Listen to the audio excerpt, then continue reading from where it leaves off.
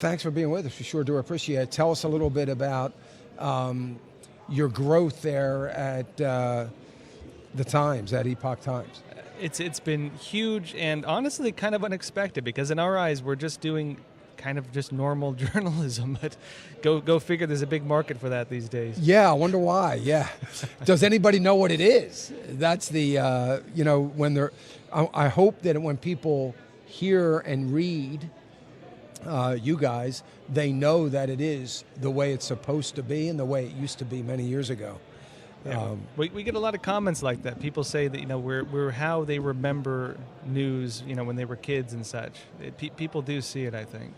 Yeah, I mean it's so it does. I say it kiddingly, but it's so obvious, that you see that. Obviously, for me, it is very obvious because I'm one of those, old guys that remembers the way it used to be, and it is sad that we've lost it.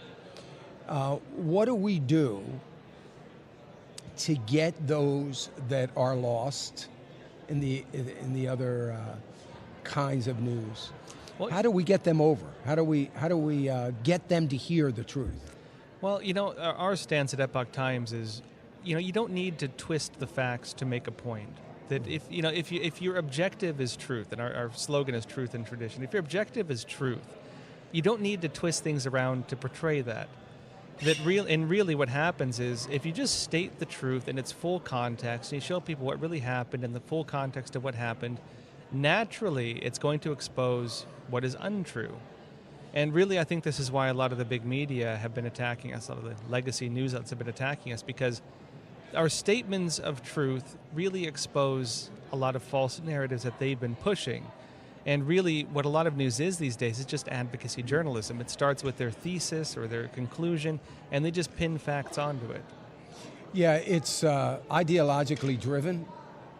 I was talking earlier, I'm an economist. I was talking earlier about corporate heads and what is happening in corporate America, what's been happening since I say to about 2005 where it really started to take root.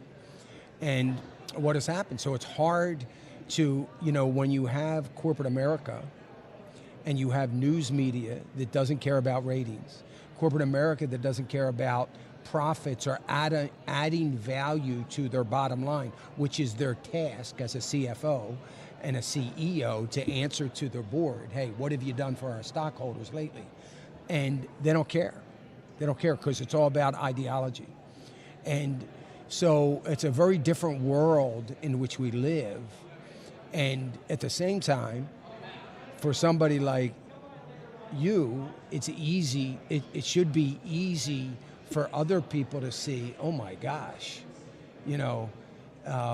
if this news agency is right, then what am I listening to?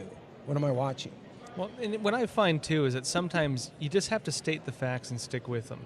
Even if people don't initially believe you, even if initially they don't want to look at you, even if initially they don't want to support you. I can tell you my own work since 2008.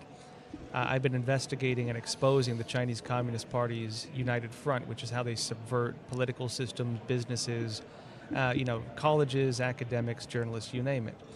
When I first started publishing these investigative stories on this back in 2008, nobody believed me. It was a fringe of the fringe talking about Chinese subversion because nobody was talking about it. In fact, some of the first government reports on it heavily cited my articles because there was nothing else. But over time, people start listening here and there, or maybe they disbelieve you at first, but then they start seeing evidence that substantiates what you've been telling them. And then maybe it takes a few years, they start saying, well, maybe you guys were right. And sometimes it just happens like that. As long as you consistently tell the truth, over time, a lot of people will come to see it. Yeah. Well, it's doing the investigative work so that you can get to the truth, too. It isn't as easy as it might sound. I don't want to make it sound like your job's easy and all you do is expose the truth. You have to find it. You have to investigate. You've got to stick to the stories. You got to dig deep. And so that's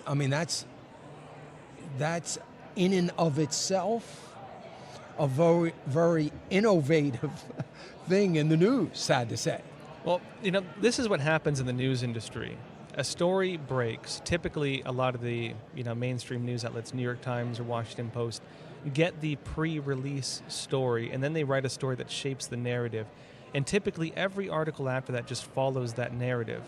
At Epoch Times, we don't actually allow our reporters to report on rumors, and we also don't let them just follow the narrative other media use. We require them to go and read the sources themselves, to go into things, to state how they know things, to state where there's information missing, and to really think for themselves and come to their own conclusions based on the facts, not on preformed narrative.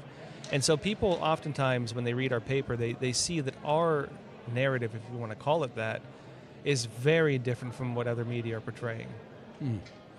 So how do you penetrate into the world of communist China? I mean, how do you do that to get the facts?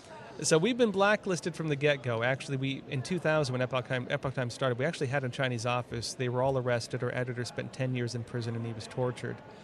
But over time, like I said, people in China have started seeing that we tell the truth. Even though we're blacklisted, they actually import pallets of our paper, and people use circumvention software to access us. They've seen that what we say is true, and so anytime someone wants to get information out, anytime someone wants to defect, we're the only media they trust. And so we get a lot of leaked documents, inside sources, you name it. Well, that is amazing. Tell people how they can find out more about what you're doing and get the emails that I get. So they can go to theepochtimes.com, TheEpochTimes.com. That is great stuff. Joshua, I thank you.